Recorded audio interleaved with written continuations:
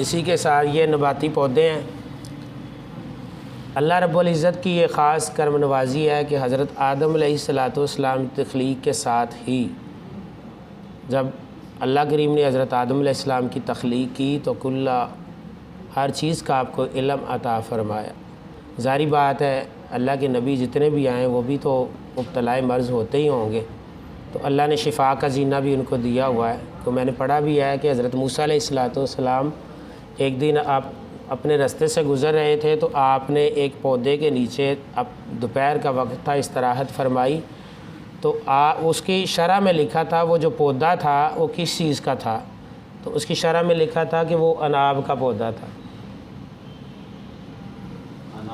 अनाब का उनाब जिसको मुसफ़्फ़ा खून के तौर पे भी इस्तेमाल किया जाता है और हमारे कामों का जुज़्वे आज़म अनाब ही है।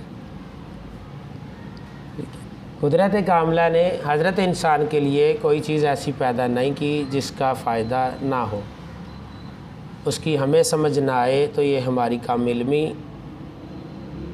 और कम ज़रफ़ी है। ठीक है, हर बंदे को अल्लाह ने उसके ज़रफ़ के साथ नवाजा हुआ है।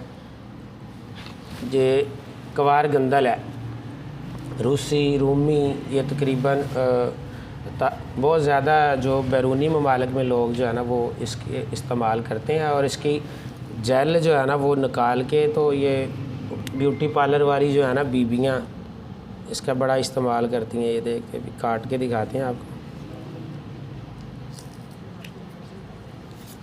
ये देखिए, ये ऊपर से ये पानी निकल आता है इसका। तो इसको एलोवेरा भी कहते हैं, घी क्वार भी कहते हैं, और आम जो है ना इसको क्वार गंदल भी कहते हैं। अगर इसका मोटा गुद्दा था वो इधर से आगे पीछे हो, इसको दरमियान से अगर काट लगाएं ना, दरमियान से काट लगाएं तो इसमें से काला सा वो एक झिल्ली निकलती है जिसका वो हलवा या मसब्बर तैयार करते हैं। उसका तरीका यह, इसको काट के कपड़ा रखें, कपड़े से वो सारा पानी नीचे जाएगा, तो उसके स्टील के बर्तन में हल्की आंच पे उसको पकाएंगे ना, तो वो आपका बेहतरीन मसब्बर तैयार हो जाएगा। बाकी इसकी वो आप ये शनाख्त के हवाले से तो कोई ज़रूरत नहीं होती, ये सामने आपके है पौधा, और इसकी जड़ें जो है ना इतनी मज़बूत नहीं होती, हल्की सी जड़ होती है। कुदरती तौर पे ये जो है ना वो ख़ास करके कब्रिस्तानों के बाहर वो दो तरह के होते हैं, बाहर से ये सबस है, अंदर से इसकी झिल्ली जो है ना वो ये सफ़ेद है, ये सारी ये जेल होती है इसकी।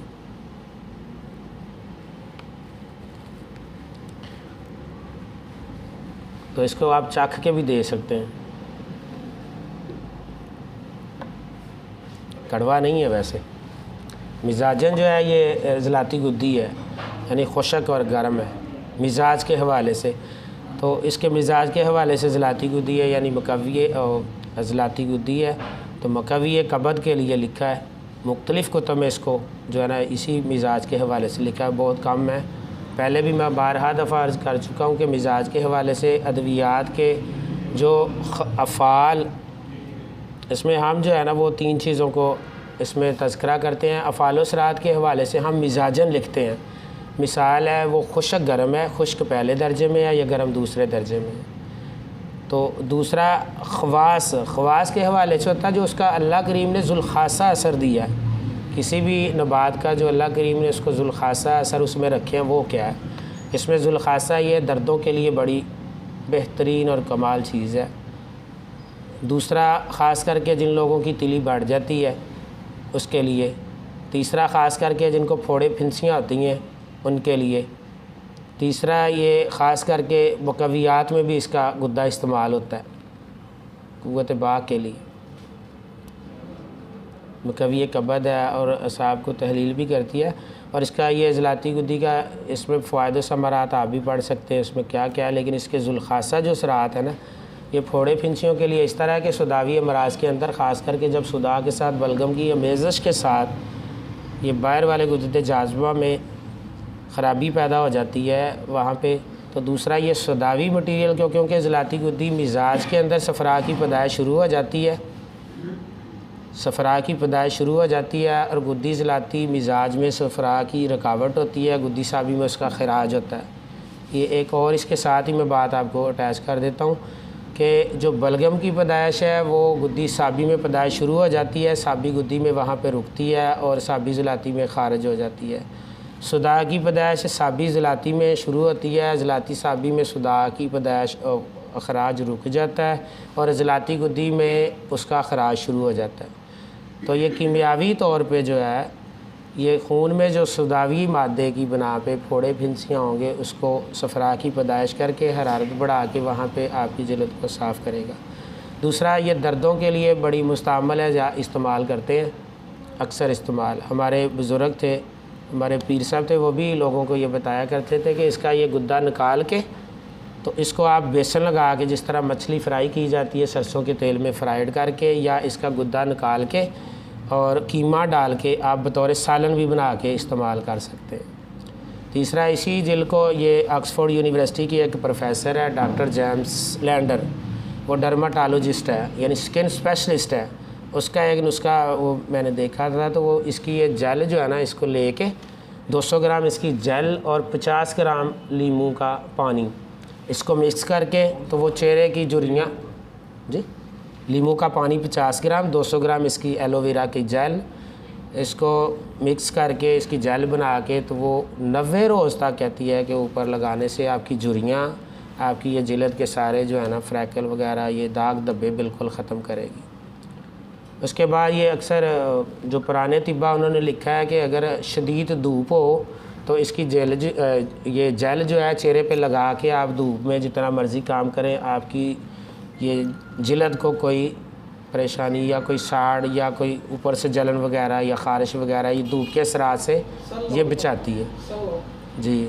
सन रोग भी इसको कह लें, सन रोग। उसके बाद इसका जो ये बालों के लिए भी बड़ी इस्तेमाल होती है।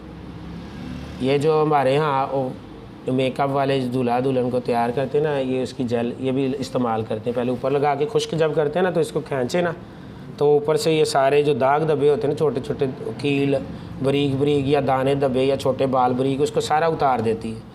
तो इसका बालों के लिए बड़ा एक फ़ायदा है। इसकी जेल 100 ग्राम इसकी जेल और 100 ग्राम ही नारियल का तेल, 100 ग्राम ये जेल लें, 100 ग्राम नारियल का तेल, इसको मिक्स करके बालों पे लगाएं।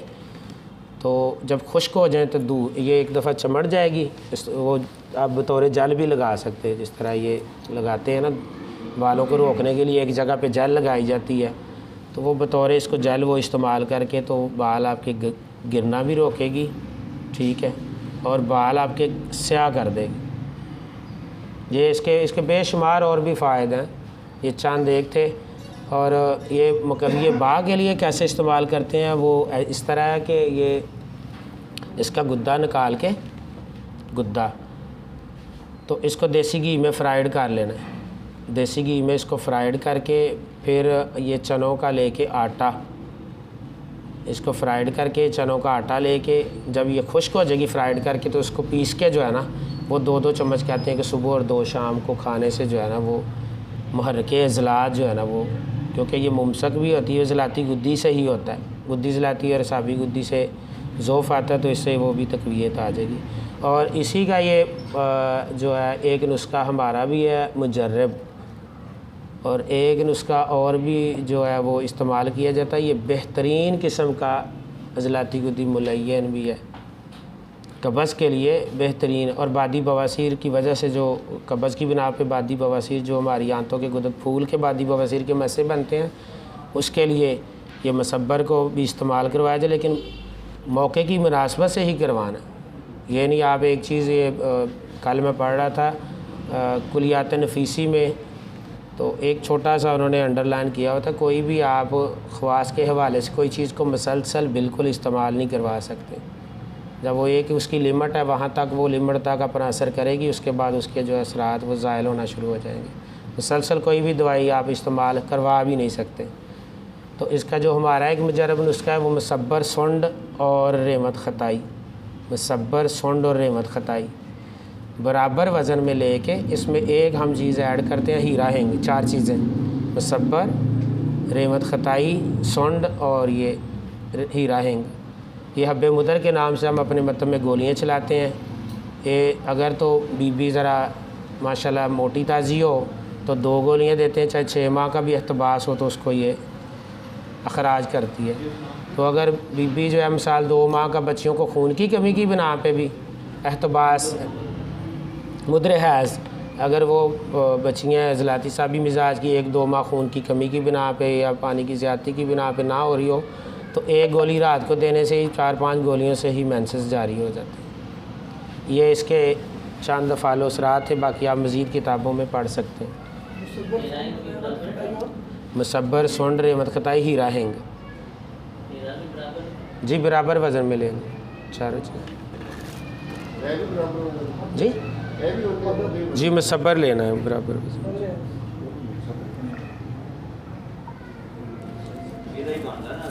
इसका ही वो सबसे पहले बताना, इसी का जौहर है मुसब्बर।